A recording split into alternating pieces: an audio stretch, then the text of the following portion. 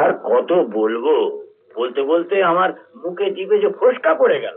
আমার পাওনা 28 টাকা 75 পয়সা মিটিয়ে দাও, ব্যাস দেনা পাওনার সম্পর্ক চুকে যাক। তারপরে কোন শালার এই হাগরের বাড়িতে আসবে?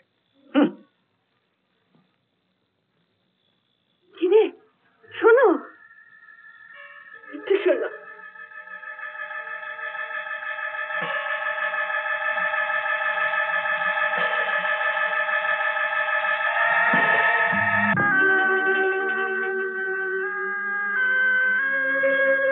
ভাই, আমার নিজের জন্য বলছি না, ওই বুড়ো মানুষটার দিকে তাকে একটু দয়া করুন।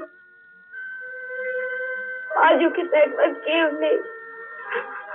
আমি আপনার কাছে ভিক্ষে চাইছি শ্রীরাম ভাই, আমি তোমার কাছে ভিক্ষে চাইছি। ভিক্ষে কেন? সত্যি বলছি, তোমার দুঃখ দেখলে না এই চোখে জল রাখা যায় না।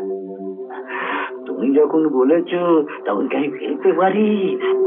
পাঠাবো মাঝে মাঝে তোমার চালে কিছু চাল। কিরেছি দাম, কার গায়ে হাত দিচ্ছিস? হ্যাঁ,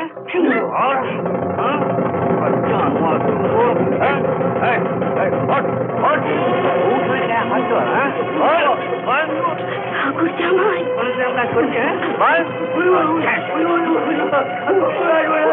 আর যদি মুখ হই না ওকে আমি জানে শেষ করবো।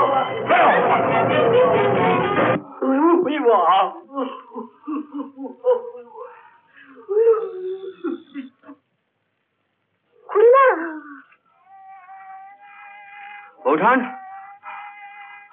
বৌঠান, খুড়িমা, খুড়িমা, খুড়িমা না অজ্ঞান হয়ে আছে।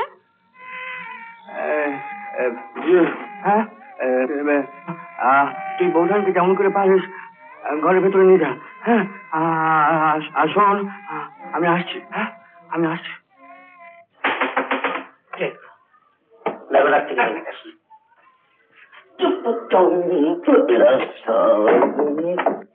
আরে কেষ্ট, আমি ফিরে এসেছি রে। সুজয়, দাঁড়ান।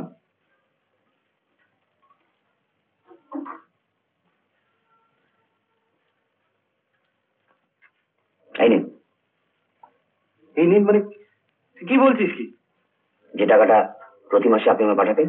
বাবা টাকাটা নেননি? জ্যাঠামশাই বলেছেন এই টাকায় হাত দেওয়া পাপ।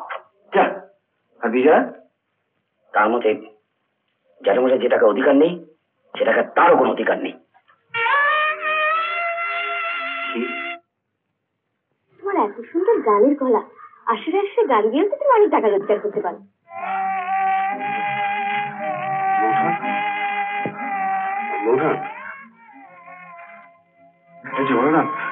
ডাক্তার বলছে কি যে অনেক টাকা লাগবে, অনেক টাকা।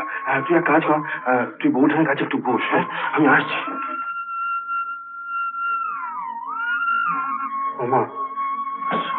বিয়ের কথায় আগুন। কি হলো গা দাদা? এই তারা আবার বিয়ে করছে, দেখাচ্ছে মজা। মায়া চলে গেছে বৌঠান, মায়া চলে গেছে। তখন আমি অন্ধ ছিল, কিন্তু তোমাকে আমি কিছুতেই যেতে দেবো না।